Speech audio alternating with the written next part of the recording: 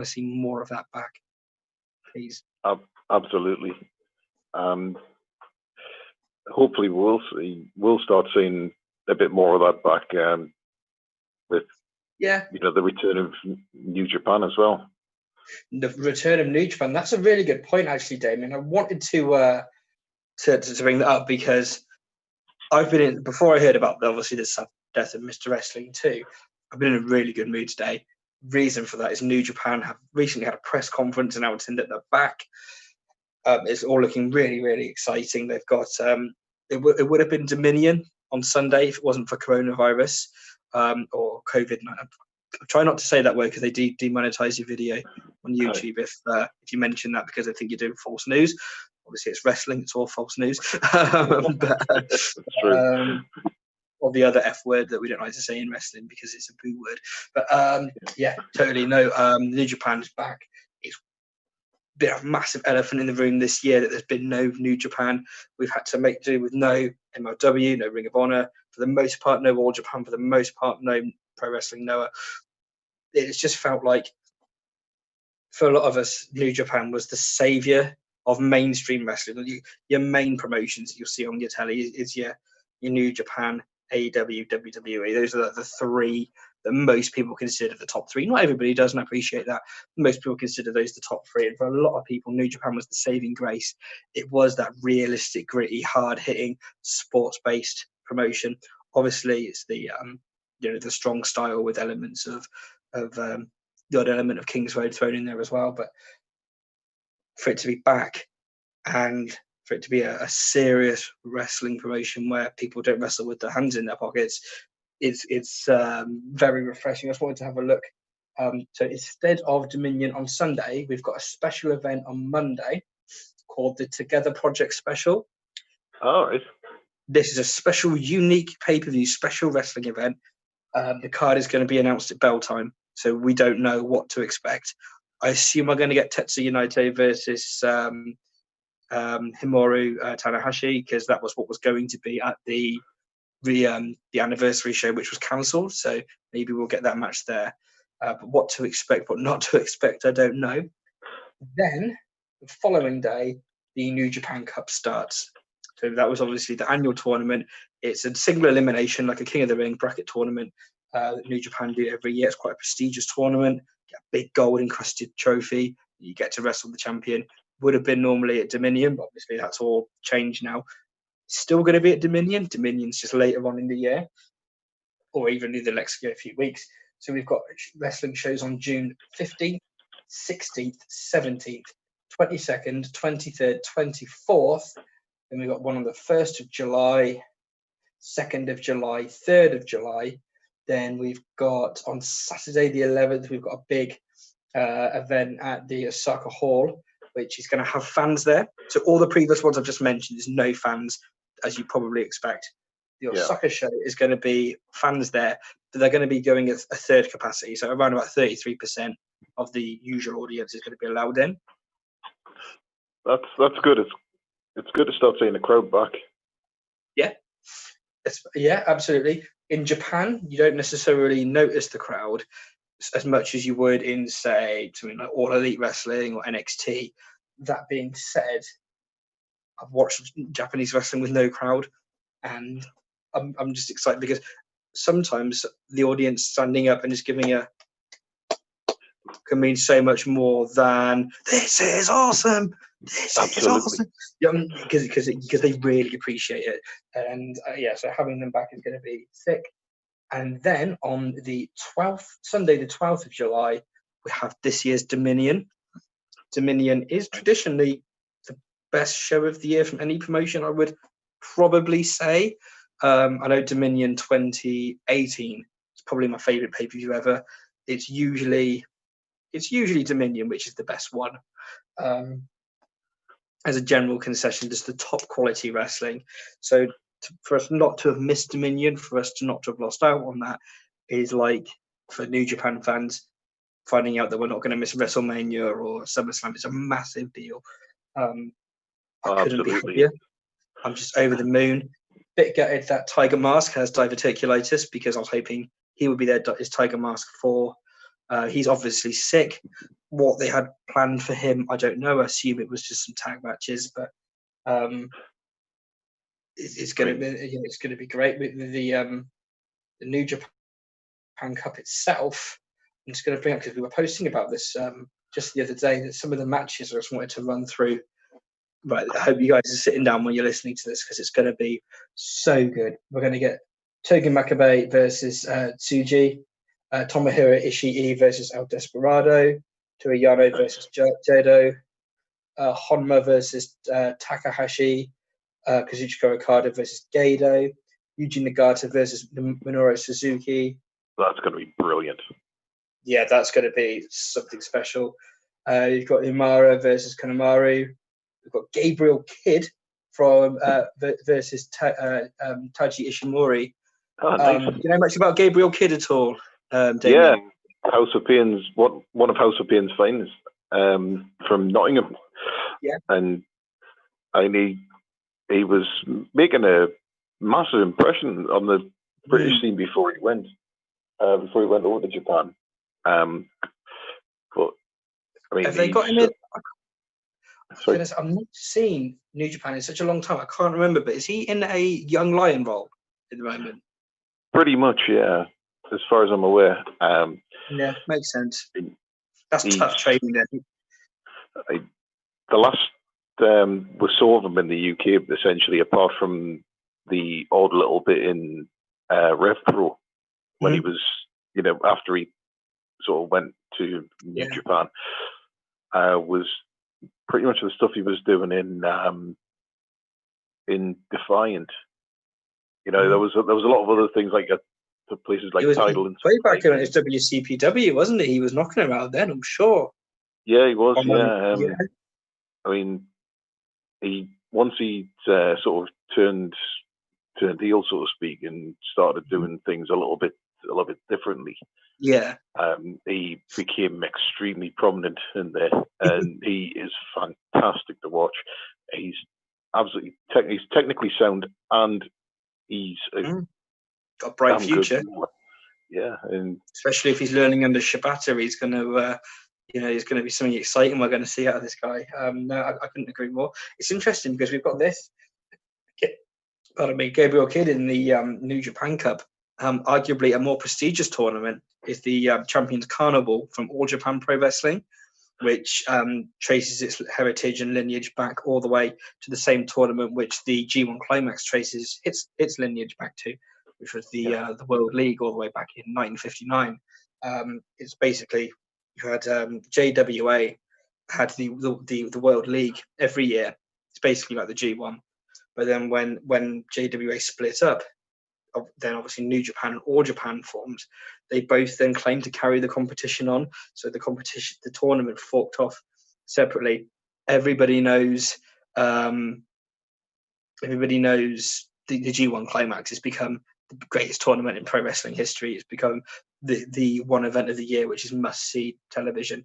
People often forget about the Champions Carnival, the other fork in the history. Either way, it's still a prestigious tournament, very hard hitting, highly perfect professional wrestling, I would say. And Lucas Steele was announced for this year's one before it was either cancelled or postponed. Lucas Steele, another UK wrestler we've been keeping an eye on over the last couple of years. Yeah, I mean, I hope he's able to travel over there, because it'll be great to be represented. It'll be great for the UK to be represented in both areas. Can you imagine if you've got someone in the New Japan Cup, somebody in the in Champion Carnival? It'd be amazing. I mean, absolutely. I know that a lot of guys who aren't Japanese residents nobody who isn't a Japanese resident isn't competing, because you have to be there because of the pandemic. You can't get planes into Japan at the minute. So that means even though Will Ospreay lives in Japan, he's obviously been back home during the pandemic. He can't just disappear over to Japan. Lots of other wrestlers, John Moxley, I think was announced previously for it. He's no longer there. A few other big names that we were hoping to see aren't there. But interestingly, we've got Gabriel Kidd. That means he's living in Japan, which backs up our theory that it's probably a young lion training under Shibata. He is in the dojo from what I've heard. Yeah. brilliant. I don't envy him at all, but yeah, he's wrestling Ishimori. The young lions don't beat the guys who aren't the young lions. There's a strict hierarchy. They don't really get too much offense in. It's just an honor for them to be sharing the ring with someone like Ishimori. So for Gabriel Kidd, obviously he's not going to be winning that match, but I do really hope he gets a good innings and he gets a good showing, and people leave that show going, wow, that young lion, I can't wait for him to graduate. Can't wait to see what he does when he's not a young lion, because watching him wrestle, we know what he can do and what he's capable of. A couple of other matches that we're going to see over the next couple of weeks. Yoshihiro Tanahashi versus Tai Chi. Kota Ibushi versus Zack Sabre Jr. Those two have got chemistry in the ring together. Yeah, they've wrestled a lot of times, and every time it's fantastic. Taguchi versus Sanada. Sho versus Shingo Takagi. Looking forward to that. Tenzan versus Yoshihashi. Yo versus Bushi. Kojima versus Evil. And Hiroki Goto versus Takahashi. So lots to be looking forward to. Lots of exciting, mouth-watering matchups. Many of which we've seen before. It doesn't make them any less exciting. Yeah, I mean, so normally I don't get massively excited about New Japan. It's just because my own taste sort of draw more towards like the British indie scene that we've not, have that. But I mean, from my point of view, if any time is a time to sort of get excited about about New Japan, it's probably going to be this tournament. This is going to be a brilliant chance to see a lot of new talent doing what they do best. Absolutely, definitely. I think as well, for people who aren't a fan of New Japan, people are tuning in maybe locally, used to the UK scene. I know we have a bit of a fan base in the States as well, might be tuning in over the website and over radio. Not really familiar with Japanese wrestling. Think it's all just a load of chops and kicks. Definitely check out the New Japan Cup. It's a single elimination bracket tournament, just like WWE do. Imagine King of the Ring, but it's really good. really, really, really, really, really, really, really good. Give it a go, give it a chance. New Japan World, I think it costs £7.50 or something like that a month. It's not a lot. It's less than £8. It's well worth your money, and you get their video library goes back to 1973, back to that split when JWA split into All Japan and New Japan. Well, New Japan was 1973. I think their first proper big show was 74. No, yeah, big event was 74. So their history and their library, much like the WWE Network, goes back decades. Very rich history, definitely worth checking out. Absolutely. I mean, the historical content is, it's worth the price of admission alone. Yeah, definitely. And you can go back and just watch. I mean, one of the matches I watched on there was Dusty Rhodes versus Antonio Inoki. Yes, please. Very nice. That's the thing. I mean, the whole sort of, that'll encompass the whole sort of Inokiism and the UWFI feud as well, wasn't it? Absolutely. This was quite early. I think this was before all of that. I think this was a 1970s match, so this was quite early in that sort of in the New Japan life. It wasn't like it was taking place in the 90s or after Dusty had become a massive solo star. Before when Dusty Rhodes was yet to have won. From what I gathered from when I was watching it, I haven't watched it in a while, and I might be wrong now if anyone wants to correct me in the comments, but the Dusty Rhodes versus Antonio Inoki match on New Japan World, I'm sure, was in Dusty's like mid-70s more, when he had that different look to when he was the NWA World Champion. See, there was a good bit of crossover between the NWA and New Japan for a long time, wasn't there?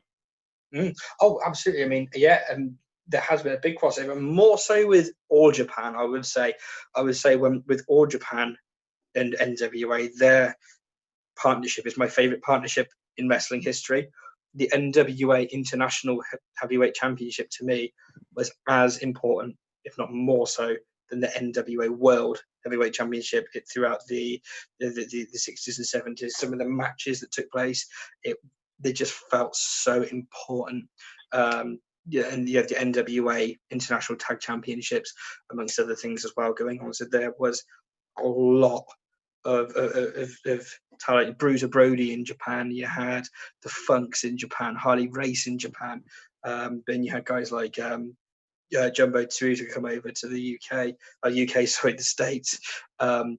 Just fantastic matches from some. It is mixing that, what I like, the Southern style, the Southern Territory style, with that intelligent storyline or storytelling, psychology laden Kings Road style. What a brilliant mixture. I don't think you can get any better than those two styles mixed up and gelled together. Absolutely. And I mean, closer to home, we've got a lot of things going on as well, haven't we? We've got, I mean, we're sandwiched between two pay-per-views, network specials. I don't even know what you call them these days.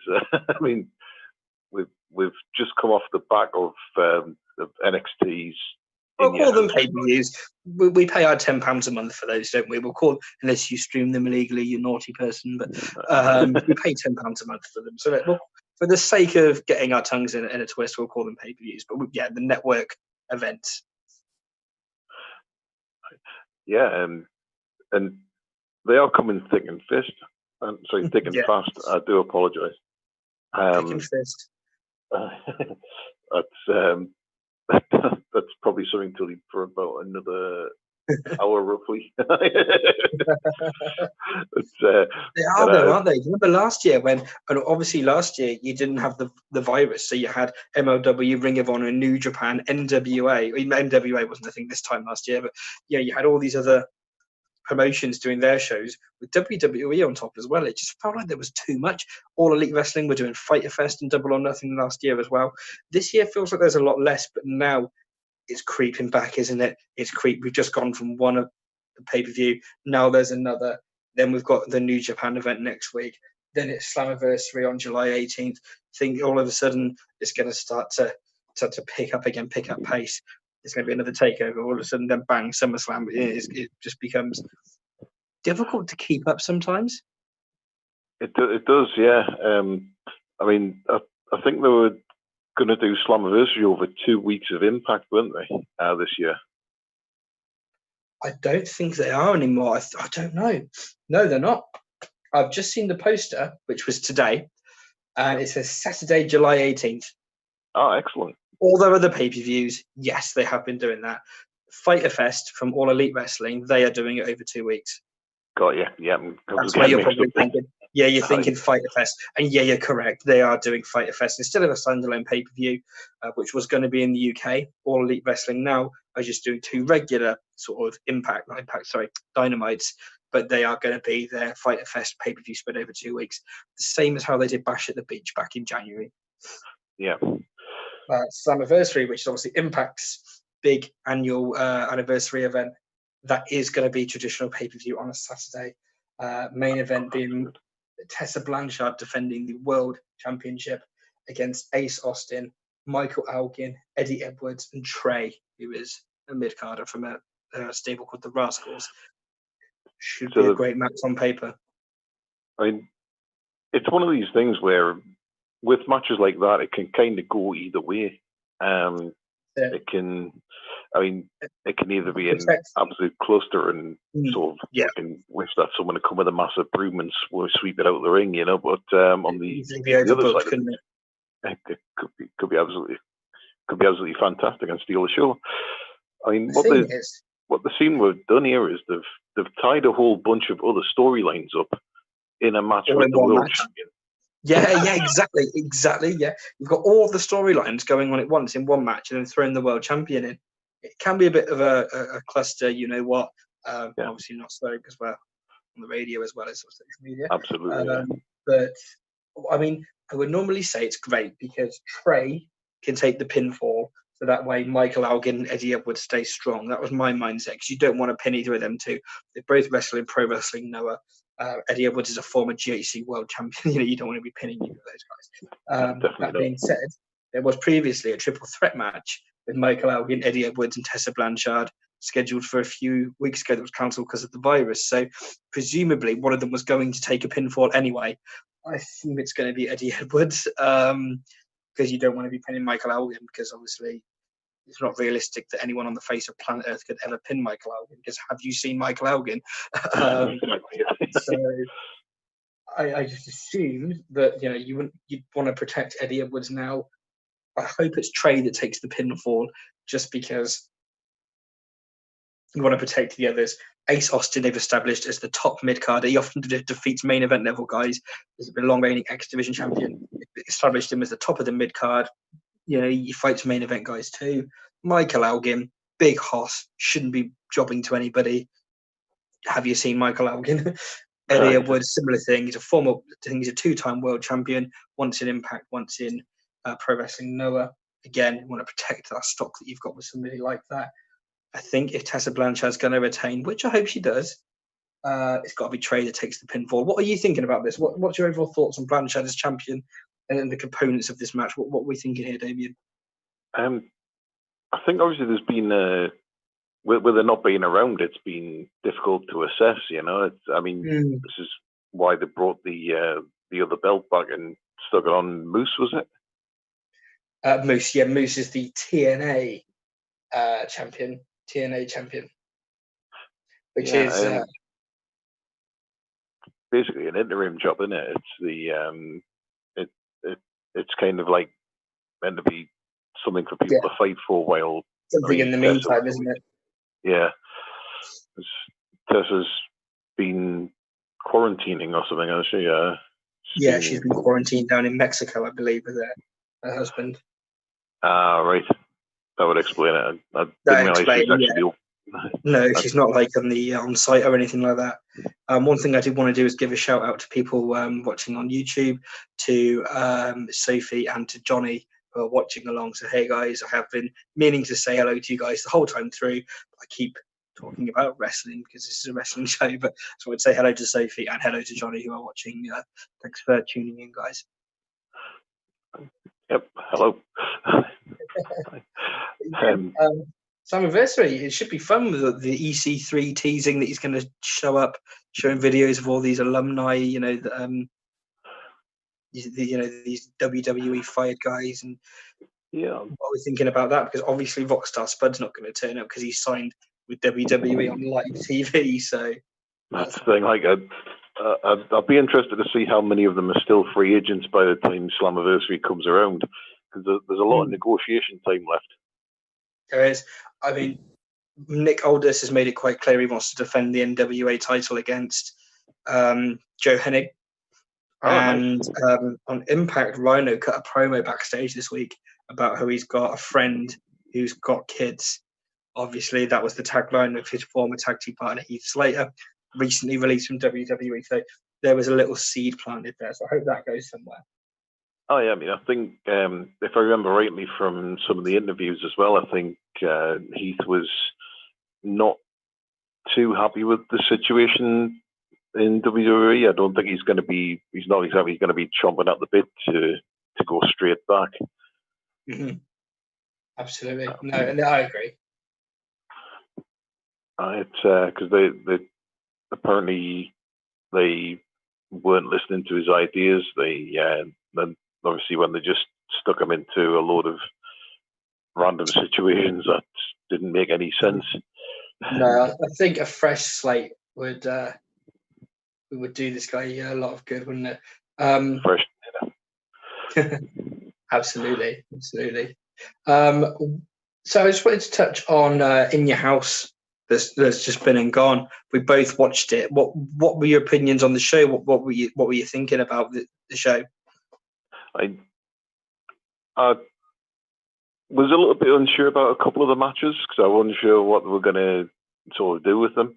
The Ciampa and Cross match came out a lot differently to how I envisaged it.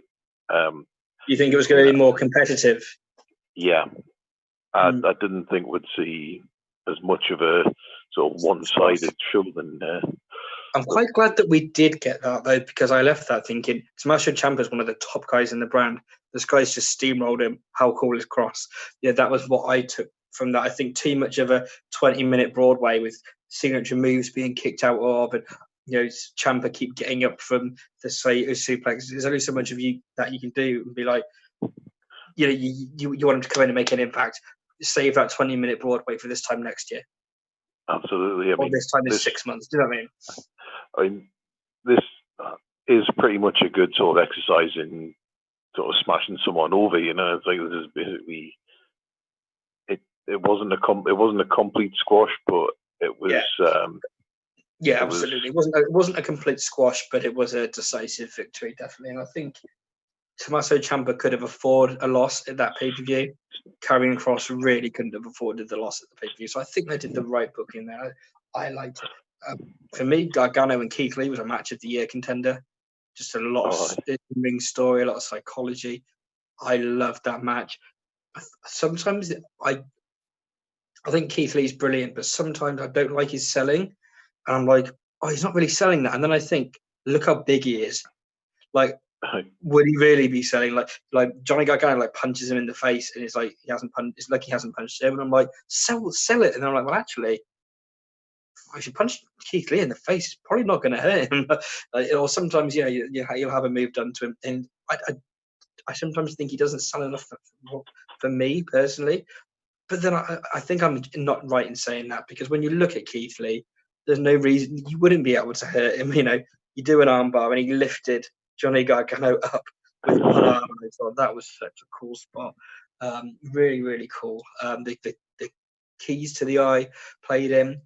The only thing I would have tweaked is a key to the eye to me is a hospitalization angle. So you're off TV for 2 or 3 weeks and you come back with an eye patch, and then you maybe, they tease that you might be able to have the match. And then you have the match with, a bruise or something higher, and then the eye plays into the psychology of the match. I would have had a little bit more of that rather than it just being a throwaway thing a couple of weeks ago. And then they mentioned it once in the course of the match. Yeah, there was psychology there, but there could have been a lot more. So, I mean, you mean sort of like what they're doing with Rey Mysterio, with pretty much the same injury on Raw. Yeah, absolutely. But Mysterio's one just feels like a lot more of a bigger deal, because he's not been wrestling. When he has shown up, he's been having a patch on. I just like things, for me, to have impact. For me, I always use the analogy. With Jerry Lawler got Ric Flair, got pile drived through the table by Terry Funk. It's a hospitalization angle. He's away for ages. Will he wrestle again? Won't he wrestle again? Oh my God, he can wrestle. Right now, he's in this blood feud with Terry Funk, and the injury of being pile driven through the table plays into the psychology of the match. Nowadays, if you get pile driven through a match, you're back up again to take the next spot. Let's scale it back, please. Let's scale it back. And I'm not saying everything has to go back to what it was in 1975. I'm just saying, a power driver through a table. Let's have that be the ending of the match, please, rather than bouncing back up. Because then why do I care next time that someone gets power driven through a table? Because I've seen it already now. I don't care. Right? When Sammy Guevara did that corkscrew spinny thing through the outside of the ring through a table to Darby Allin before their match, hospitalization angle should be it, and then they build to a match later. But no, Darby Allin was back up straight away. Then they had a competitive match. I'm like, well, why do I care that he's done that corkscrew flip through the table now? Because it means nothing. And I'm not saying I don't want to see that stuff. I love that stuff. I want to see that stuff. I just want to see it used sparingly so it has a proper impact. So it means something. And I just feel like wrestling needs to go back. I get onto this topic every time we're on air. Somehow I managed to turn everything into this tangent. I think I've done it about 6 weeks in a row. I mean, I completely agree with you on it. Yeah. like things like that, little and often. You know what I mean? It's like, if there's something. I mean, not every wrestler is actual Superman. It's like give them a little bit of humanity and a little bit of vulnerability. And then when someone does kick out with a pile driver, it means something so much, because that doesn't happen. I mean, exactly. If things are used sparingly, they just mean more. That's what I would take from that. But yeah, Karrion Kross, Keith Lee, both really impressive matches. That match between Finn Balor and Damian Priest was pretty good as well, wasn't it? That was really, really enjoyable. I sat and watched that, and that bump to his spine, and it was the bit where he dropped onto the ring steps and that. Yeah, that was a really cool match. Hats off to those guys. And the main event, the women's match, I really enjoyed too. The only thing I was a bit miffed about with the women's matches, I thought that Charlotte Flair's run in NXT was going to be more consequential. I assumed she was going to retain here, and then I assumed she was going to beat Io Shirai in the singles match on TV, and then she was going to drop the belt to Rhea Ripley in a singles match at the SummerSlam takeover or that August takeover, and then it's come full circle. So she loses the belt to Rhea, so she beats Rhea for the belt at WrestleMania, and it comes full circle. And then it's the August, she wins her belt back, and she gets the big rub for beating Charlotte Flair. I don't get what's going to happen now, because it feels like there's a lot more of this story yet to come, which is fine. I don't mind being here and wondering what's coming next. What I'm worried about is that that's it, and we're not going to get any more of this storyline, because poor Rhea Ripley, she needs a big victory now. She was like doubly beat in your house. And I thought she needs the big rub. The whole point of this was it not to give the big rub to Rhea Ripley. She hasn't had that yet. So poor Rhea. I thought they were going to go with Rhea Ripley as well, to be honest. But at Takeover or Takeover in general. Right. I mean, I wasn't expecting to see her being the subject of the. Well, actually, I tell a lie. I probably was expecting to see her as the subject of the end of the match, but I didn't think it was going to come the way it came. If you know what I mean. No. I saw Charlotte retaining, and then dropping it to Rhea later. Yeah. Yeah, that's where I thought the storyline was going. I mean, don't get me wrong. I've often said on air, Io Shirai is the best wrestler in the world, and I do believe that. And I'm not unhappy that she is the NXT Women's Champion. I just rather that would have come like at a time when it meant something again. Like literally, like you watch an action film, you don't just watch the last 5 minutes at the end with the explosions. You want to watch the hour and a half before, where they establish the characters. There's a plot twist in the middle. There's an element of romance. There's a little comedy one-liner in the middle. There's all these other things that make the movie what it is. Then you get your scene at the end with your explosions and the end credits. I don't just want to stick to the end credits. That's not why I watch a movie. Same with the wrestling story arc. The ultimate goal for me is Io Shirai is the NXT Women's Champion in a big crowning moment.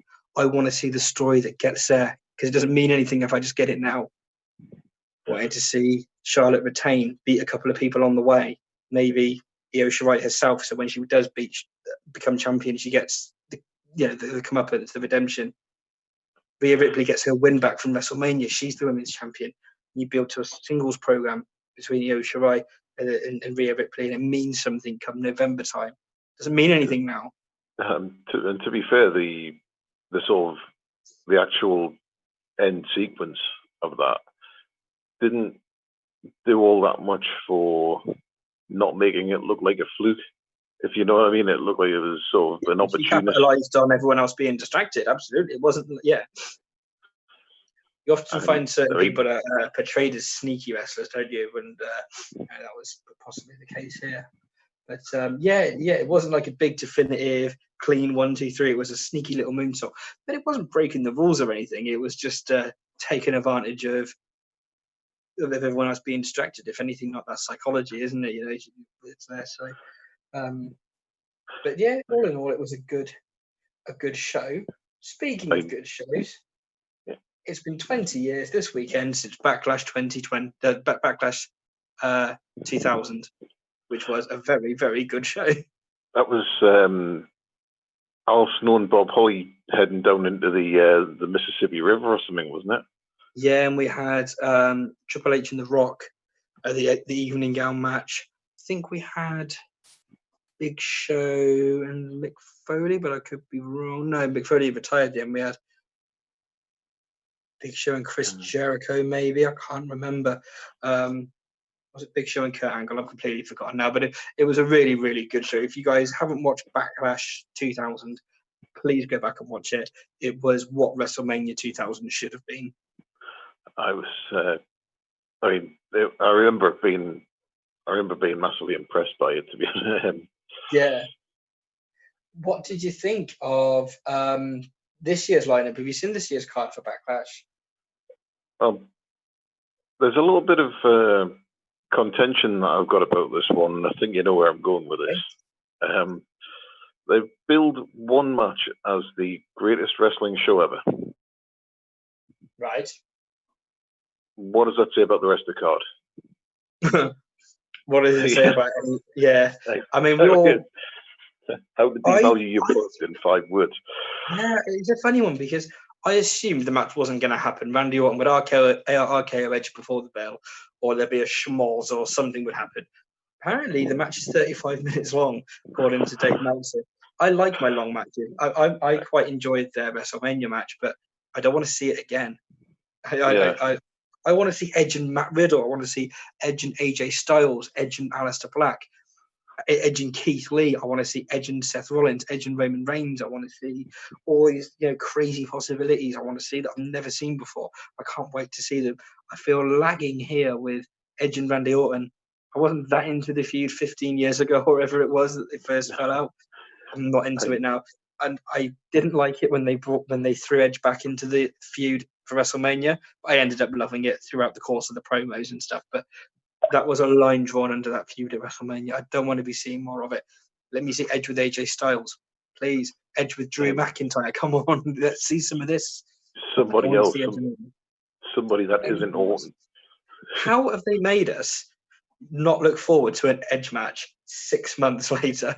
Like, Edge returning to me was like one of the best things to happen to me as a person in ages, just because I was so happy that something I was watching on TV that I've always hoped and dreamed for, I knew wouldn't happen, actually happened.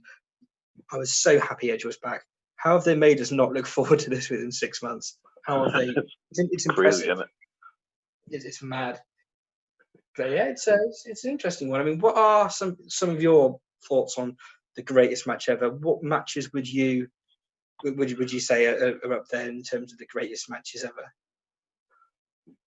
It's a difficult one because what I tend to look for in matches is probably not the same as not the same as a lot of people, including WWE themselves.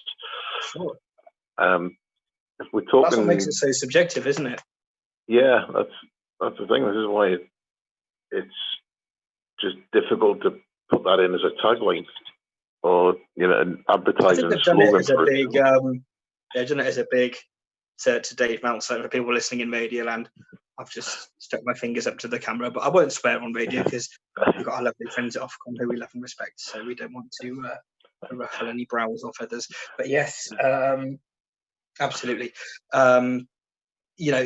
It's very subjective to what is a good wrestling match. They're doing it on purpose as a screw you to Dave Meltzer and to people of that nature, people who've never wrestled in their life, never laced up a pair of boots, people, smarks like us, sat there and complained that the 45-minute outing of WrestleMania was too much. And I think this is WWE's response of like, well, what do you know? Here you go. And I think it's just a little bit of a bite back from WWE. I mean, I'm not expecting Misawa Kawada or Misawa Kobashi, Flair, Steamboat, Austin Rock, not Austin Rock, Austin Rock, but Rock Hogan, Austin Bret Hart.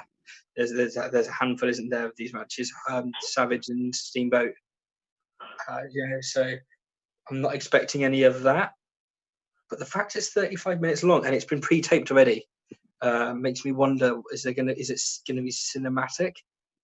We're gonna get shenanigans. What's it gonna be? That's the thing. I mean, they're fully taking advantage of this situation where they can go ahead and sort of pre-record everything. And I'm not sure how they're going to use it or how they're going to weave it into this particular particular one this time. I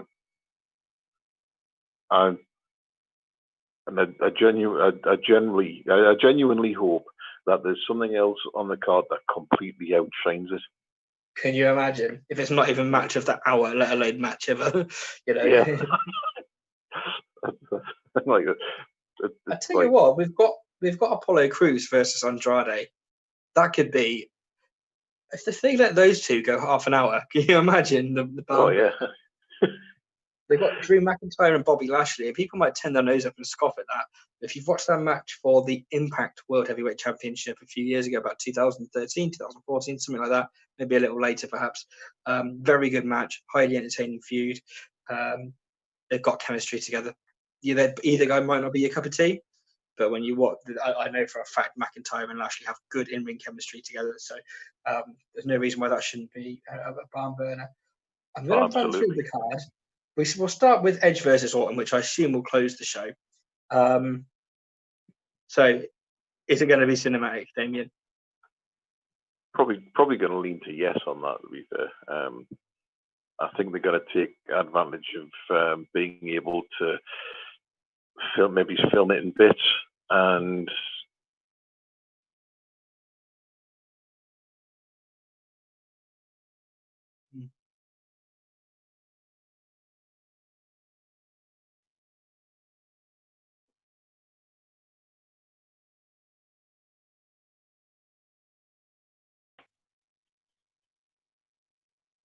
audio's gone. Oh, I'm back.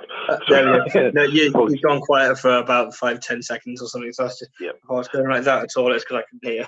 I'll see you. No, you're back. this weird little box thing that I've got here is a Bluetooth microphone thing. Right. So if anyone's wondering what that is, a tenner from Amazon. But I think I've completely lost my train of thought now. I think they're going to use I've taken advantage of cinematic matches since Corona. I think they're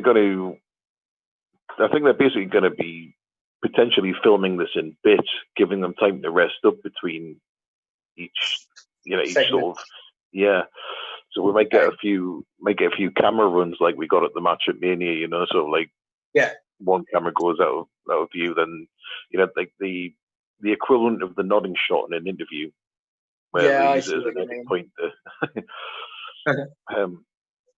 But I'm kind of hoping that we don't get too used to cinematic main events.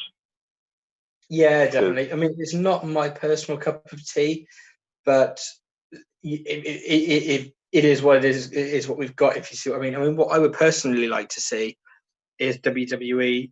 They've got the draft split. You've got Raw. You've got SmackDown. So let's make SmackDown what it was promised, the realistic, gritty, sports-based product that is akin to what Fox Sports are looking for. So you want to be getting people back like your Cain Velasquez, you want your Ronda Rouseys, your Brock Lesnar's, your Bobby Lashley's, your Sonya Deville's, your Matt Riddle's, have Kurt Angle in there as a manager, so on and so forth. Have it as a realistic, gritty, sports-based program, like an American New Japan almost, where it's a work-centric show. No, very little storyline, just have the storylines dictated by what happens in the ring, like backstage promos, very few in-ring segments. Then I would have Raw as the total opposite, basically turn it into Lucha Underground. With complete cinematic everything, crazy matches, characters being brought in to be killed off, everything filmed in crazy camera, or the backstage promos shot like movies, lots of cinematic matches, and just have it as an alternative. And if you don't like that, you've got SmackDown. If you don't like that, you've got Raw. Two extremely different flavors, two extremely different feels. I feel that they are missing a massive trick by not having two distinct feel brand. So you could have your wacky cinematic matches, and if that's not for you, you can go, oh well, it's Raw. Let's see what's on SmackDown. Oh great, it's Bobby Lashley and Matt Riddle. Sports based. Yeah. That's what I would do. Absolutely, and the fact that they've sort of let things bleed over between each brand for as long as they have, and the fact that they keep doing it is I think they have to during lockdown, but as long as things go back to normal after, I'm fine. Normally, I'm a stickler for brand splits being separate. You don't merge the line. I don't want to see Raw wrestlers on SmackDown. I don't want to see SmackDown wrestlers on Raw. During the pandemic, I can turn a blind eye and go, do you know what? They're all backstage at the Performance Center anyway. Let's go easy on that. But as soon as things go back to normal, I want it to be regimental. This is Raw. This is SmackDown. I watch this show because I want this. I watch that show because I want that. You have it that way. Yeah, I mean, it would be great to have that choice. Because I mean, I would have thought that would have been the entire purpose of the brand split anyway. You know, it seems at the moment that the just, you know, it seemed even before the pandemic started and everyone got in, various people couldn't make it to the Performance Center to perform. Easy, yeah. One aforementioned match on the card is for the United States Championship. Is the relatively new champion of Apollo Crews defending against the guy who won it from Andrade. Two guys that have a big following outside of WWE, obviously Uwa Nation, and I can't remember Andrade's name in New Japan now, but obviously he had the Lucha mask. He's part of La Sombra, wasn't he? He was a part of Los Ingobernables in AAA. Two awesome wrestlers. This could be a 20-minute barn burner, or it could be the usual sports entertainment 6-minute match. It's probably what we're getting. What do you think is going to happen here? What is it going to be, a barn burner, or is it going to just be a normal sports entertainment match thrown away on the pre-show? What are we thinking here? I hope that it's going to be a barn burner, because if those two sort of let off the leash, so to speak, I think that is, it's got potential to be absolutely immense. Definitely. No, it really does. I mean, I am a massive, massive Apollo Crews fan. That's why I want him to lose the United States Championship to Andrade, and then I want him to turn heel in the next coming weeks, blame maybe some of his babyface friends, or snap in a tag match when somebody else gets an opportunity at the time, because you don't get automatic rematches anymore. So maybe when somebody else, Akira Tozawa, gets a shot at Andrade instead of Apollo getting his rematch, he snaps, he turns heel. I want to see, some groundwork being done for Apollo Crews, and let's see him going a new direction. I want him to lose, but it's only because I love him. And also, Andrade is such a good guy to be carrying gold. I love both guys. I'm kind of interested to see where they're going to go with the stable that him, Zelina Vega, and Garza. Is it Angel Garza? Yeah. I mean, I'll be honest with you. There's something I noticed about him a couple of weeks ago, and I forgot to mention altogether. It's just when he started one of his backstage promos, he literally quoted Swiss Tony. Right. Really?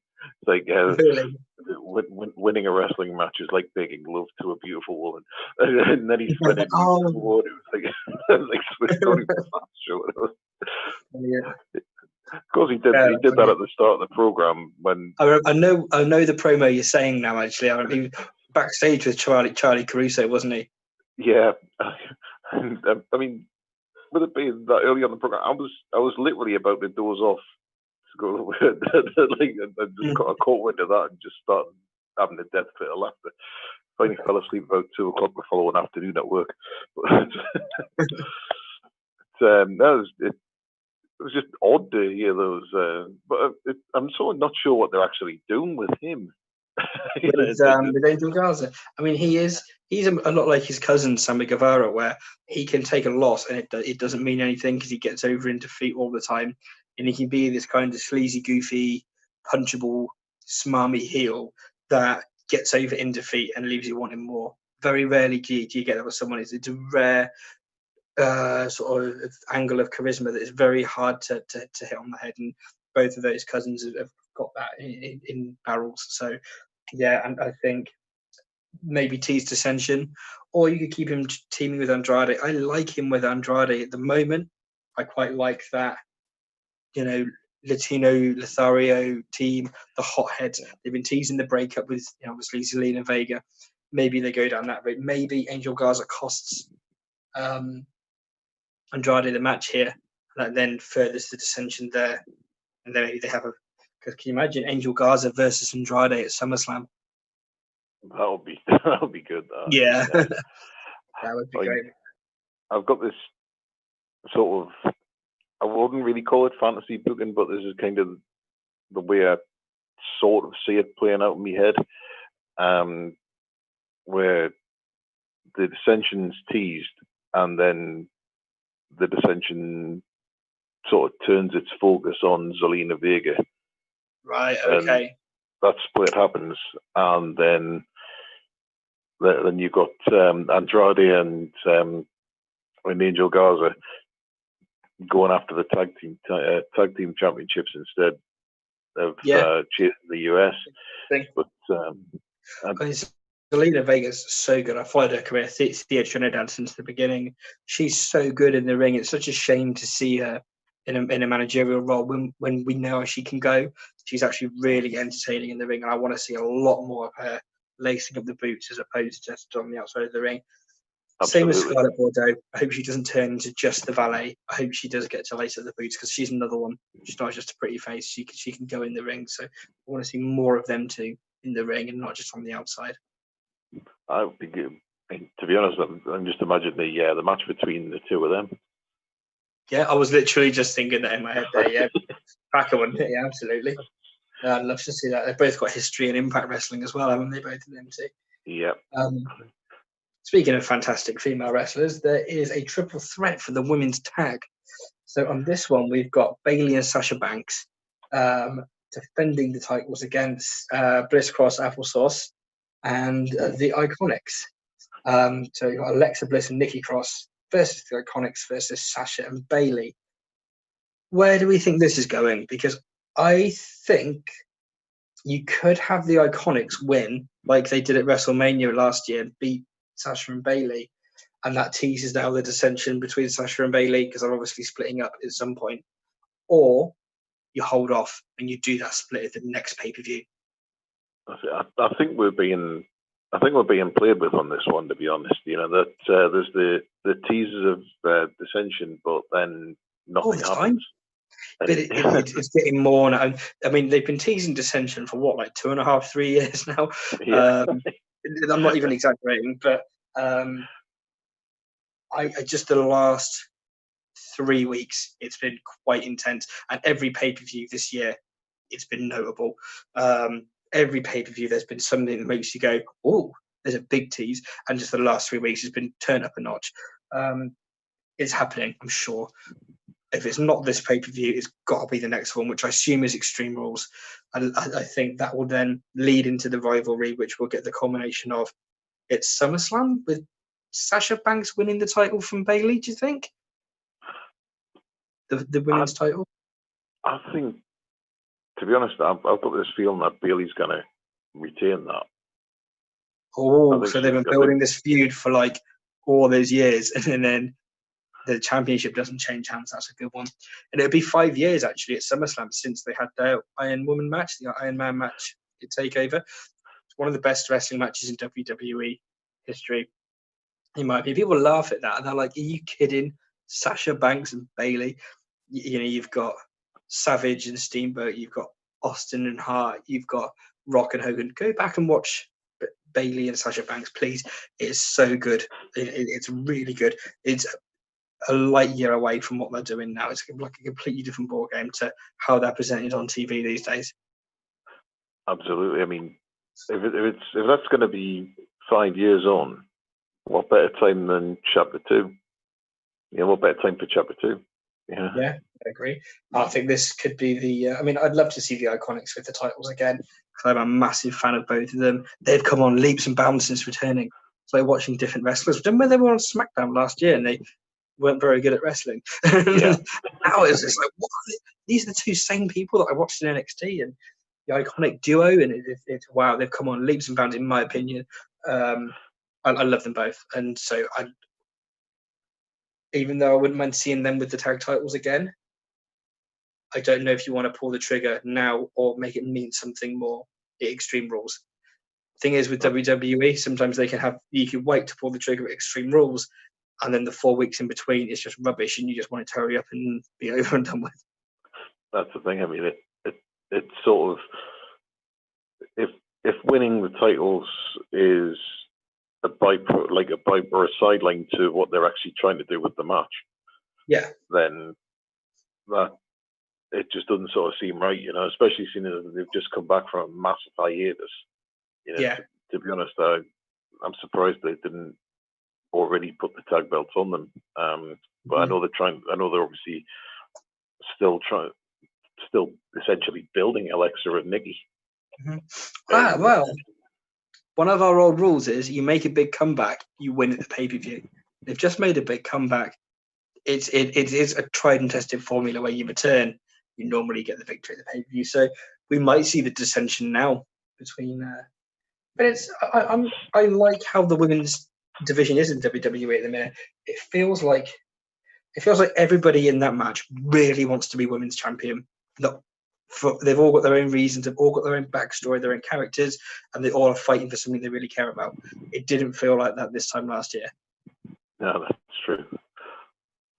Another match on the card, which has drawn a lot of attention, raised a lot of eyebrows. It's a bit of a grudge match. We've got Jeff Hardy and Sheamus. Obviously, there's this storyline on SmackDown where Sheamus has framed Jeff Hardy in a hit and run with Elias. And he's covered Jeff Hardy in alcohol, covered him to frame him to make it look like he'd been drunk, DUI, and crashed into Elias. And now the police have realised it was actually someone who was tall with ginger hair. I knew, in fact, it was probably Sheamus. Grudge match between the two, bringing up Jeff Hardy's very real alcoholism problems. What are you thinking about the feud? Is it tasteful? Is it not? Who do you think is going to win? What do you think about this whole schmoz in general? I was really caught off guard by that the start of SmackDown where they started setting this up. Yeah, got my attention though. Oh, I thought it came out of nowhere, that one. When they started filming outside, I was sat there thinking, okay, the fire alarms have gone off. Something's up here. But Titus O'Neil's left the toaster on or something. Yeah. Well, that's what happens when you. That's kind of what happens when you sort of spend most of the time underneath the ring as opposed to inside it. Install a kitchen, set the smoke alarm off by setting the toaster on the go. I'll quickly let you run through this match just while I run and grab something, David. You carry on letting everybody know what you think about this Backlash match, and I'll be back in just 30 seconds. No worries. Well, this is a bit of a weird one. They've specified tall with red hair or a red beard. I can't remember whether they said red hair or red beard, but this, for some reason, in my head is pointing to a returning Eric Rowan coming back instead of Sheamus, just for no reason whatsoever. You know what I mean? It's just probably a completely nonsensical take on it, but it's like if the large man with red hair turns out to be Eric Rowan instead of Sheamus, the barbarian. Interesting, or what is it? The berserker. Yeah. No. Interestingly, I mean, they let Jeff Hardy go because he didn't have any alcohol in his breath. Just because he wasn't drunk doesn't mean he didn't do the DUI. The car was still in his name. Everything else waited to him. It's like, well, sorry. Oh, well, because you weren't drunk, we'll let you go. But I think it's WWE's sort of reasoning where it's probably going to be people whose intelligence they're insulting watching. So they're just like, well, let's just, So in storyline, Sheamus has been hit by a car. It's in Jeff Hardy's name. Jeff Hardy is thought to be driving.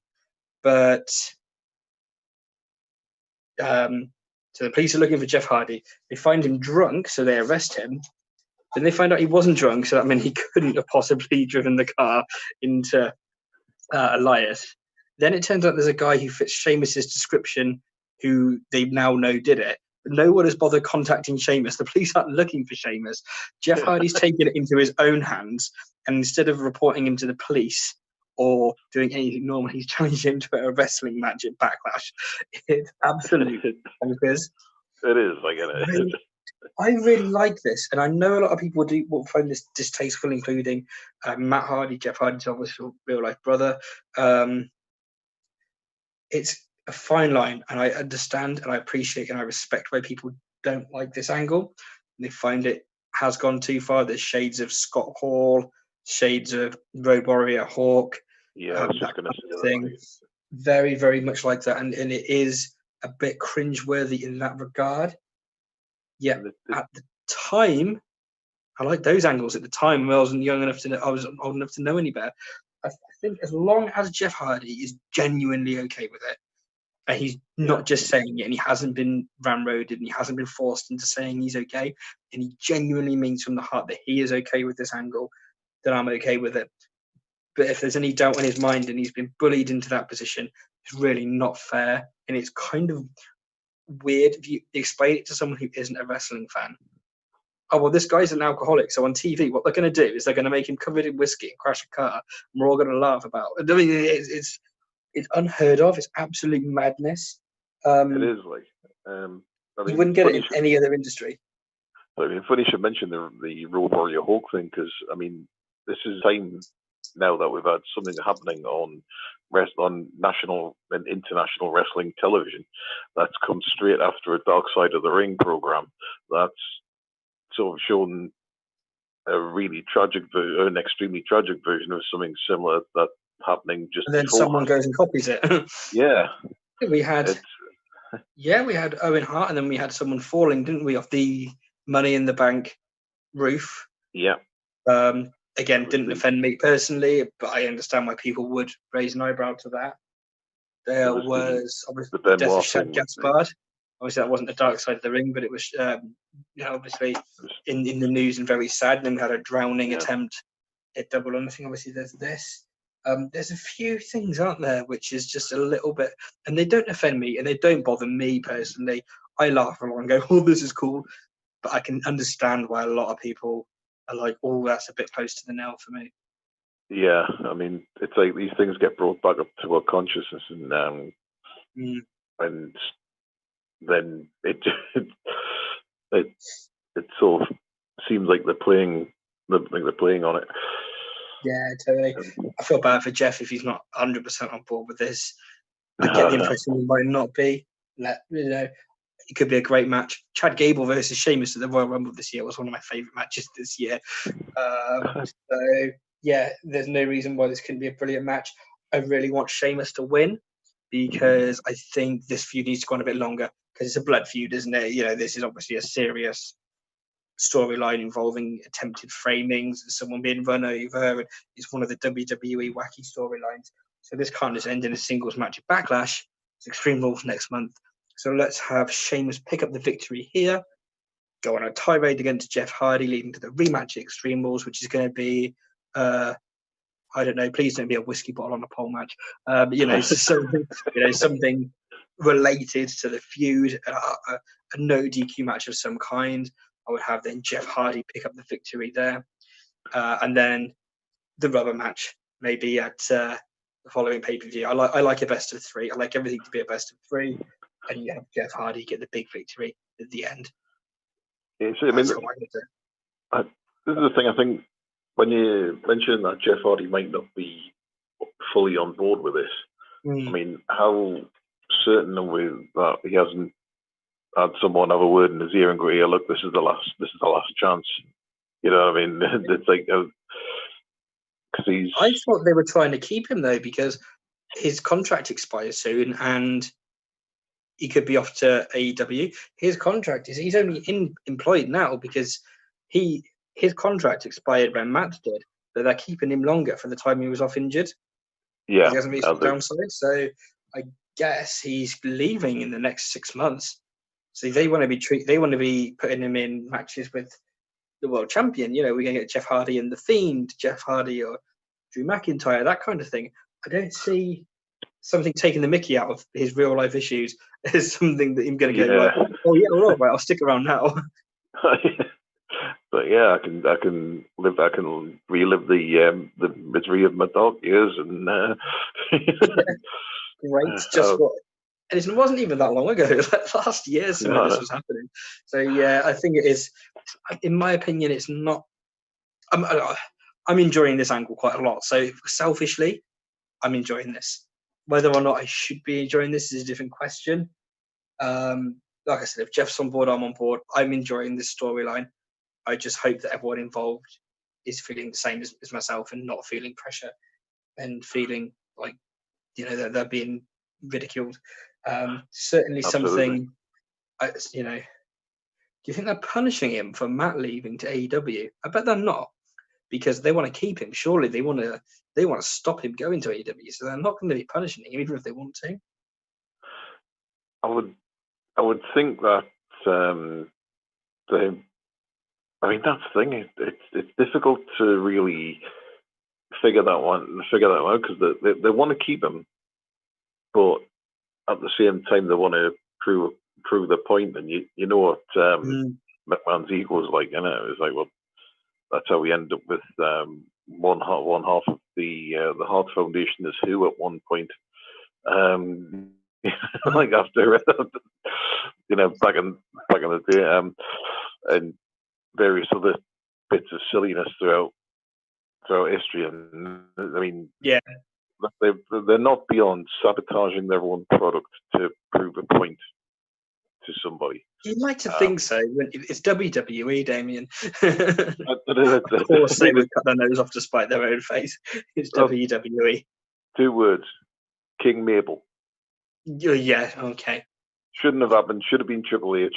But they wanted to prove the point, and they promptly nearly Was it not Austin that took Triple H's spot?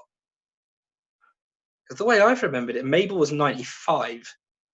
Triple H would have been more applicable in 96, wouldn't he? And they gave it to Austin instead. That's how I've remembered it. So yeah, I'm getting my timelines mixed up. Jesus, so excuse me.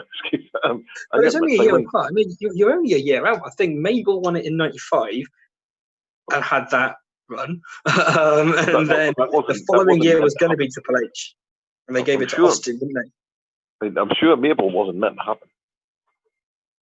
Yeah, we'll get people to put in the comments. Who was it that was the replacement King of the Ring winner for Triple H when he did the curtain call? I think it was Steve Austin who did the 316 promo. Damien saying it was Mabel. He went on to become the King Mabel. And the reason why I say that is because the King Mabel was King of the Ring when he sat down on Diesel at SummerSlam when he did that seated move, wasn't he? Or was he? Yeah.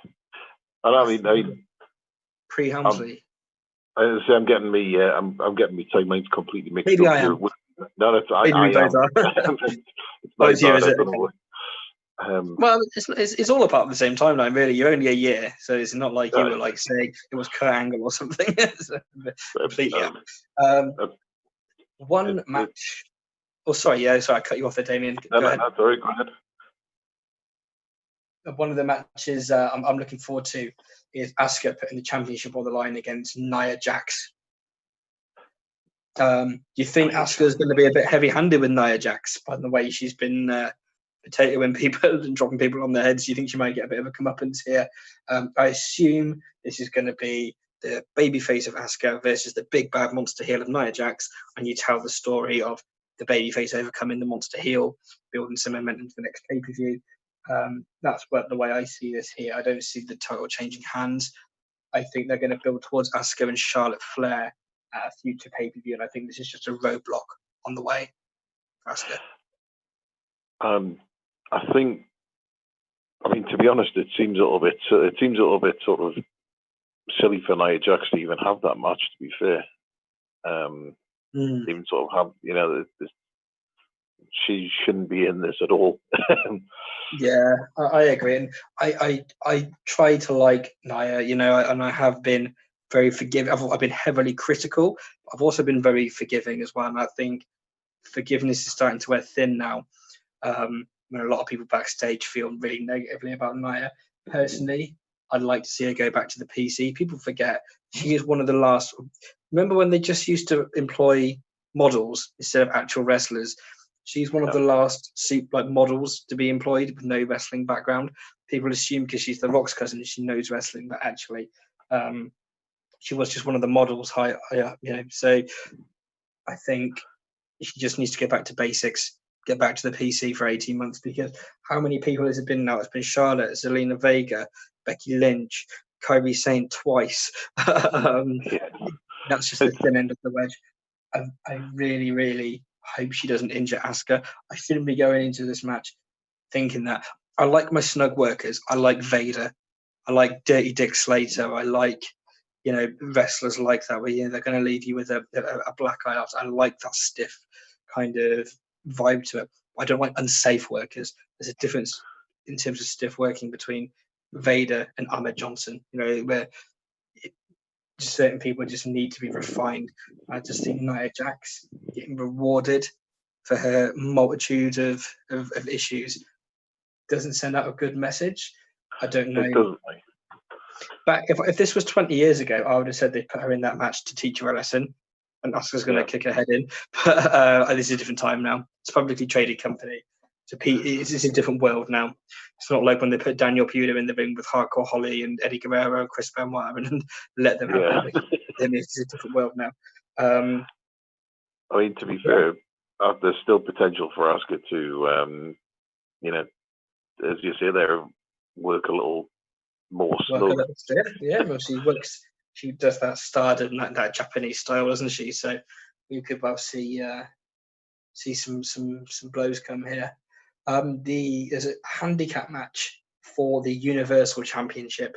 So you've got Miz and Morrison taking on Braun Strowman. It's been a very comical feud, them playing pranks on him, getting busted, having their van turned upside down, people getting gunged. Usual WWE mid-2000s sports entertainment, PG era schmoz. I assume this is going to be Braun Strowman retains. No part of me even thinks that Miz and Morrison stand a chance. It'll either be a competitive 6-minute match that Strowman eventually wins, or it's just going to be a flat-out squash. But I think Strowman's winning. I just hope they can protect John Morrison here, because I still see a bright future for him. And for him to be losing handicap matches just doesn't send out the right message to me. So if they can somehow keep them strong in defeat, somehow, or just protect a little bit of their stock, especially John Morrison, that would mean a lot, because maybe you could have Miz walk out on him and then he gets slammed, and then that leads to the descent between the two.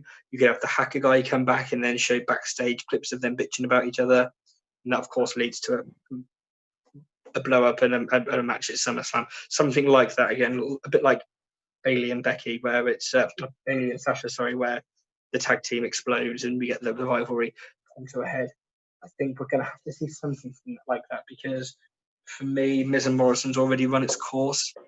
Yeah. I think, unless we get the Forgotten Sons, mix things up a bit, but I don't really care about them either, especially in this current climate, everything going on in the world and stuff that's been happening with them. I don't really want to see them on TV. So, well, two-thirds of them aren't too bad, but yeah, 2/3 of them, seem to have their head screwed on. But I'm in agreement there. But we'll leave it at that. But no, totally. I'm not looking forward to this match too much, but I think it might make me chuckle. I think it's going to be the much needed comic relief match. I just don't think that should be your World Championship match. That should be your pre-show match, or something else. To have that schmoz as your main event, your SmackDown main event, for me, I would rather them send Braun Strowman versus Shinsuke Nakamura in a 15-minute classic. That would have been nice. Absolutely. Instead, we've got no Cesaro, no Nakamura, no Sami Zayn for obvious reasons. We've got no Chad Gable. We've got no Mustafa Ali again. Yet we've got Miz and Morrison in a handicap match in a comedy feud. Have we got Charlotte on this one? No, I was going to bring that up at the very end. We haven't got Charlotte yet. We haven't had SmackDown yet this week. And in fact, we haven't even had NXT tonight yet. No, that's true. We haven't had Charlotte yet on the card. We'll bring that up at the end. But there's no Charlotte yet. But never say never. It's never too late. What do you think's happening in this match then? The Universal match between Strowman and Miz and Morrison. Where do you see it going? What are you thinking about it? I think there's going to be a steamrolling. As going to be an absolute mauling. And frankly, it's welcomed. To be fair, just to see the Miz get like 8 power slams in a row. Yeah, I mean, it's rare that there's something specific that I would like to see like done to somebody, but I've just got this like absolute wish that Braun Strowman brings back that sort of reverse choke slam style face plant thing that he used to do. Oh yeah, he does that sometimes, doesn't he? Yeah. Yeah, he just grabs him by the behind the back of the head and he just launches them like straight down. Yeah. Full on spike. I just really want to see that happen to Miz. I'd quite like to see that, especially as he's like the "No, don't touch my face, I'm a movie star" kind of character. Let's just see it effect fired. And the main event from the Raw side of things, I mentioned it before in that match in TNA or Impact for the title there. Drew McIntyre and Bobby Lashley might not be everyone's cup of tea, but these guys have got in-ring chemistry. This feud to me feels big time with MVP as the manager. It just really works. It feels like a big money match. It feels must see. I'm really invested in this feud, and it feels like gripping characters, intriguing storyline. They've got in-ring chemistry. It feels like a big money match. I'm really, really into this. What are you thinking about this match?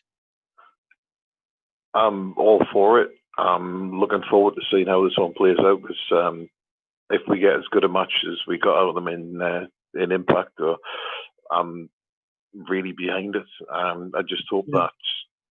And again, I'm sorry to be the one who was the ridiculously negative spin on it, but if this turns out to be something involving Lana and MVP kicking off with each other again. Yeah. My problem with that is, okay, so you want to protect both guys because they're two of the biggest stars on Raw. So you have Lana come out and cause the distraction. That way Bobby Lashley loses, but he's still protected because he only lost because of the Lana distraction. Okay, that works. But the problem with that for me is you don't want to be having Drew McIntyre pick up cheap victories this early in his reign. For me, you want Claymore 1, 2, 3, clean victory. You don't want schmoz. Yeah, exactly. That was, I mean, that was my problem with the, they're still trying to establish it properly. Mm-hmm. And it's, as you say, it's way too early for all of this kind of stuff to be. Yeah, totally. I mean, Drew McIntyre has been booked so incredibly similar to Roman Reigns, yet it couldn't have been any different. It's so when you go full circle on a like full degree on a circle, and you go one more degree and you're at the same place. So this is like 359 degrees different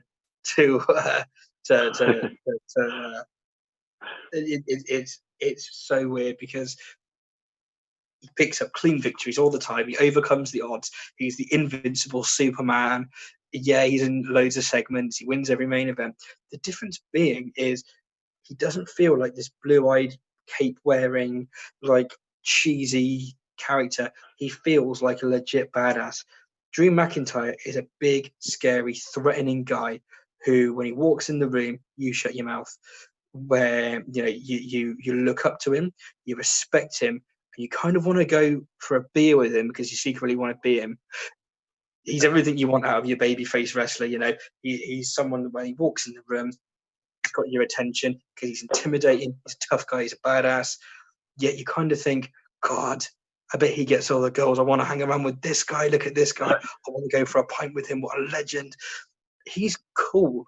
Roman Reigns wasn't effortlessly cool. He was, look how cool this guy is, everybody. He's really strong. Don't you want to be like him? And it just felt so clinical and contrived and plastic and forced. It doesn't feel like that with Drew. They've somehow got, I hope it's because it's unscripted promos and he's got this natural charisma. I think Roman Reigns, Joanna White, probably could have been in the same position, if not better. I think the scripted promos and the contrived story, really hindered him. I think Sucker in Succotash was what. Yeah.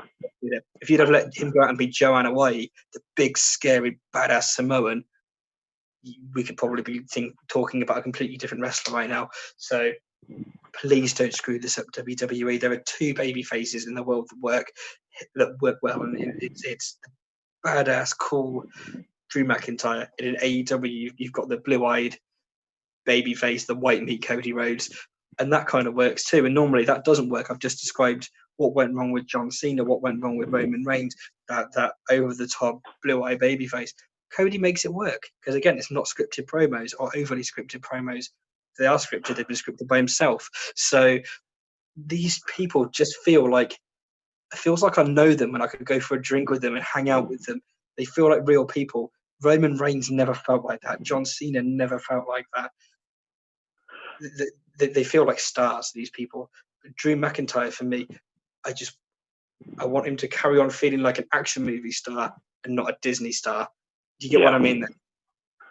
I get what you mean. It's it's the difference between sort of the star of a family sort of,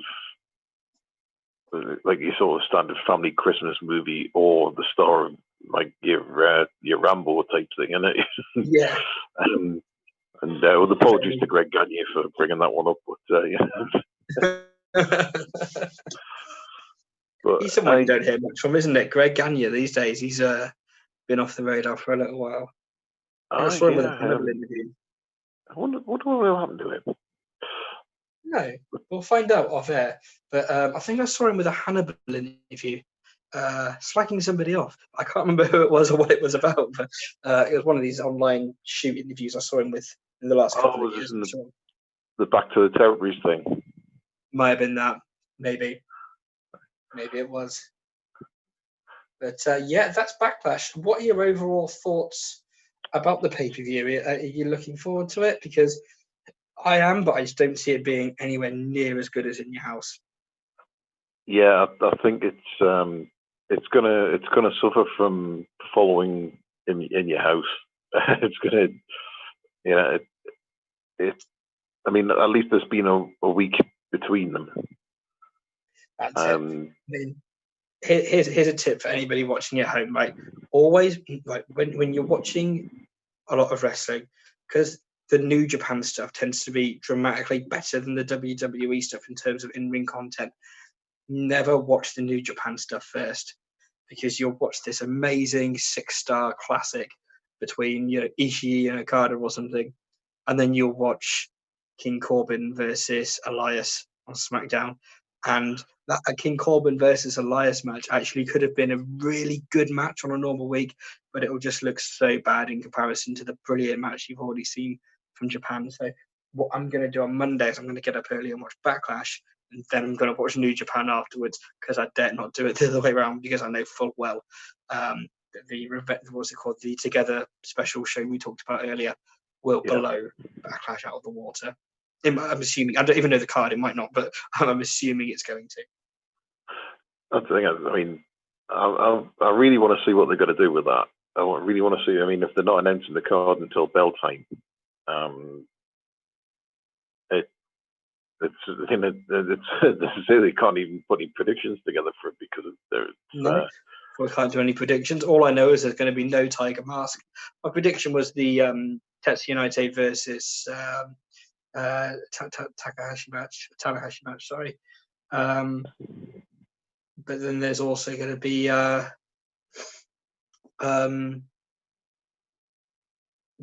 what else? I don't know. I just Okada, is he going to be there? I don't know.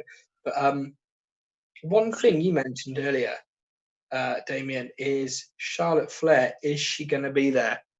And I just wanted to talk about really Charlotte's position and where she is, how she's been used recently. She recently sort of made a statement about how her last few championship wins she hasn't been the focus of any of the storylines. And yes, she's been on all 3 brands recently, but none of those feuds have been about Charlotte. She's been a piece in other people's feuds a lot of the time. Yeah. How do you feel about Charlotte Flair? How do you feel about how she's been used? Is it too much for horsewomen? Is it not enough? Is it the right amount? Do you want to see more or less? What are you feeling? Are you sick of her yet? What are you thinking? I am kind of getting a bit tired of it. You know, I mean, it's like, I mean, she just doesn't do it for myself personally. Yeah. It's okay that she's not so much of the focus as the sort of supporting part of everything else. Yeah. I mean, as Eddie from North Shields asked the question earlier on tonight through the messenger. He asked if Charlotte was. That was what inspired me to bring this up. Actually, was reading that question that was submitted. So I'm glad you brought that up. Yeah, I mean, it's difficult. I mean, there's nothing majorly wrong with what she does, but it just doesn't click for me. It's the whole Adam Cole thing again. Yeah. The way I feel is, I mean, first of all, I really like Charlotte Flair's in-ring work. It took me, I didn't always, but now I'm in a position where I'll go above and beyond to watch her matches. I'm really, really invested in Charlotte's in-ring work. It just appeals to me. I really like the matches. I feel it's just the right amount of everything. I really like watching Charlotte wrestle. So for me, WWE have spent the last sort of 5 years or so establishing the fact that she's a top star. I just think it goes back to the thing of WWE preconditioning the audience to have these short attention spans and react to moments instead of the storytelling. I think the audience are constantly waiting for the next big person to come along, the next title to change hands. I just think, look at her dad's run. You know, I think I like the old school way of booking. I like Okada's lengthy championship run. I like Pete Dunne's lengthy championship run. I like Walter's lengthy championship run, where it goes over a year. I like these. I like somebody presented as a legitimate superstar that you can put on daytime TV and have the championship belt there and be a real life superhuman superhero sort of character. And they've spent so long presenting Charlotte that way. I think you need to now maintain it. Now, I think the fact you've got 3 women's championship or 4 singles women's championship belts helps. What I don't want to see is it being hot potatoed all the time, because Charlotte's going to quickly be like an 18-time world champion in no time. I don't want to see that. I want to see one lengthy run, and then when someone finally does beat Charlotte, it means something. I want her to be the Ric Flair, or maybe that's a bad example. Maybe more like an Okada sort of character, where the top guy in the business, and when someone does score a victory, it means something special because they've got Charlotte Flair now. A victory over her needs to mean something. The fact I really like her matches, I don't think it's too much at all. I just think it's how she's being used. I think you could have her on TV and have her presented as a top heel, obviously a heel. And I don't think it's overboard. I'm into her matches. I just think have her presented as this unstoppable star. As long as it's not hogging the spotlight, and you still have your Kairi Sane, your Io Shirai, your Asuka, your Shotzi Blackheart, your Shayna Baszler, your Becky Lynch when she comes back, Sasha Banks, all getting strong pushes and other feuds going on. There's no reason why you can't have this omnipresent Charlotte Flair there, in my opinion, like you had the traveling world champion Ric Flair, omnipresent, always there in the territories. Actually, that's something we haven't seen much of Shayna Baszler. No, not in a few weeks. Not in a few weeks. She might come out in the Raw Women's Tag Match and attack Asuka. Charlotte versus Asuka at Extreme Rules, maybe. No, sorry. Shayna versus Asuka. Sorry. Yeah, maybe it could go that way. That's a really good point. Actually, we could get that. I hope we do now. True. That I mean, that seems like something that could definitely be suited to Extreme Rules. Yeah. She's really good in these sort of submission-based or cage-based sort of environments, isn't she? Where she comes across as a real legitimate threat. I really like Shayna Baszler. Again, not everybody's cup of tea, and I get that. But for me, I'm really, really into what she brings to the table. Yeah, I'll definitely be interested to see when they get around to bringing it back. Definitely. Actually, did anything ever come of the thing with Sarah Logan? Because no. I know that people were petitioning for it to be brought back. Yeah, no, they mentioned a load the following episode of Raw, implying it should be coming back soon. and then they never mentioned her ever again. Ruby Wright has not won a match in years. That's actually true. She's not won a match in over a year. Yeah. Mad. It sort of seems a little bit odd that they've got all this like fantastic talent at the fingertips. They don't use any of it. They just don't want any of it going to All Elite, and it's really sad. You could put Ruby Wright in a match with Asuka, and it could be a 10-minute classic. It could be brilliant. I will just apologise if my phone cuts out at any point. I've just had you've got 5% warning come up on my screen. So if I do suddenly disappear, I am very, very sorry. I will do everything I can in my power to stay on air. Issue charging the phone earlier has meant that my battery is draining rapidly, but I am still here. No worries. Is there anything else that we want to touch on? To be honest, we've really gone into everything. I mean, could we use the last 20 minutes to play music, or what are we thinking? Is there anything you wanted to mention at all? I'm just having a look at some of the headlines that we wrote down earlier. Obviously, a lot of stuff is bleeding into real-life political issues. We're not going to bring that up particularly on air over Nova Radio, but we will be posting about it on the Facebook page if you want to catch up there. But we're not going to be talking any political stuff on this radio show. Damien, you mentioned earlier if somebody did want to talk or listen to political stuff that's wrestling based, what was the recommendation that you had?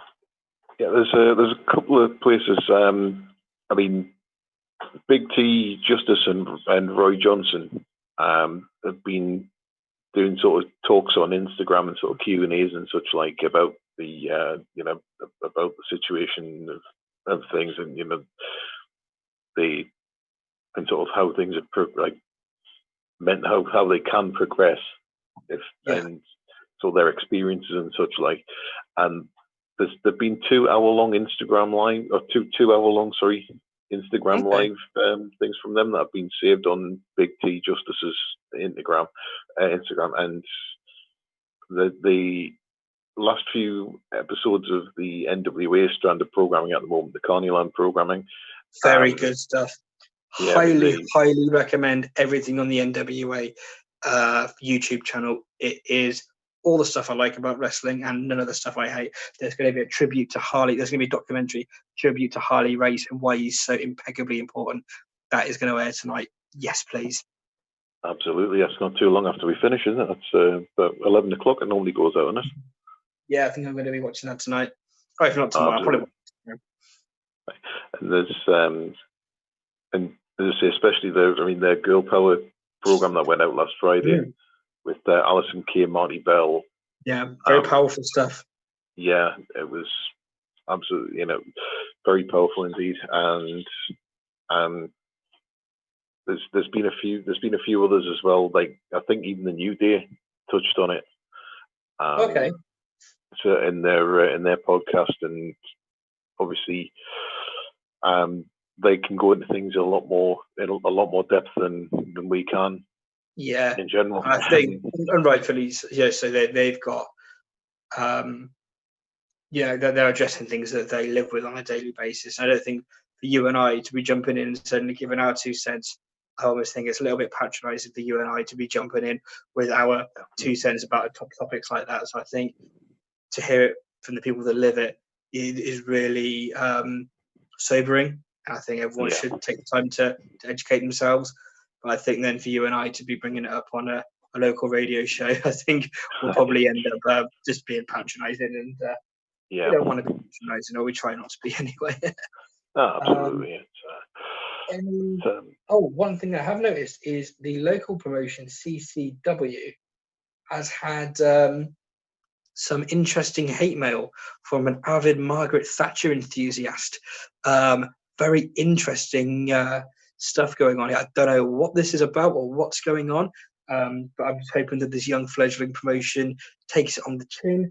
It looks like it's a work to me, but it's an exciting one. Obviously, the colliery is the mines in had this feud with Margaret Thatcher back in the 1980s, and did this up-rest. Someone is perhaps now building an angle on this. Kind of intrigued to see where it goes, but that's the something I wanted to touch on for those living locally in the northeast. There, traditionally, I've always personally felt wrestling and politics don't mix. Not where I would have gone with it. don't really like my wrestling and politics to be. They're both passionate things that are separate. Yeah. Let's see where they go with it. Hopefully, I'm proved wrong. I mean, there's historically there's always been enough of wrestling's own politics to, you know, for it to not really need anything from outside to come into it. You know what I mean? No, very much so. Very much so. I mean, that said, I mean, I grew up in the mining village in like the same county as these collieries and such like. Whereabouts is it based then? Whereabouts are these collieries? The collieries are, well, so these particular ones are in like the sort of County Durham area. I believe CCW is based in Merton sort of type area, which is on the. Interesting. It's I'll tell you off air. That's interesting. I'll tell you something about that little area when we go off air. But yeah, cool. Okay, I'm invested. It's the opposite side of Durham to where I grew up and such. Like, I mean, I grew up in North Durham. Right. That's fairly, that's almost sort of more weir side than anything else.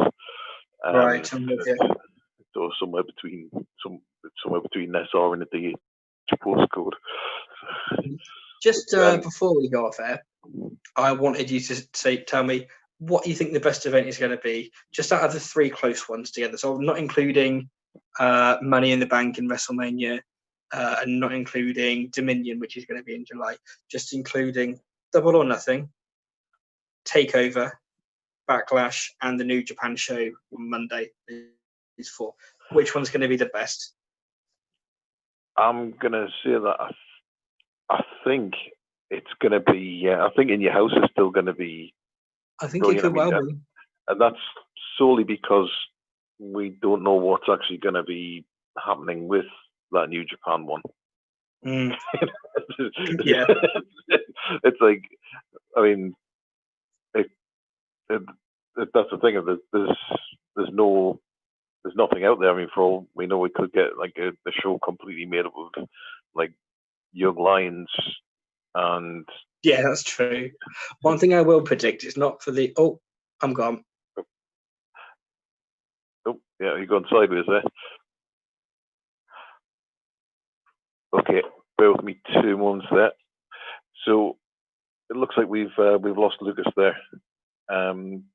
If you bear with me 2 moments, we'll call it a day for the stream. And Nova Radio listeners, stick with us. We'll be with you in just a moment.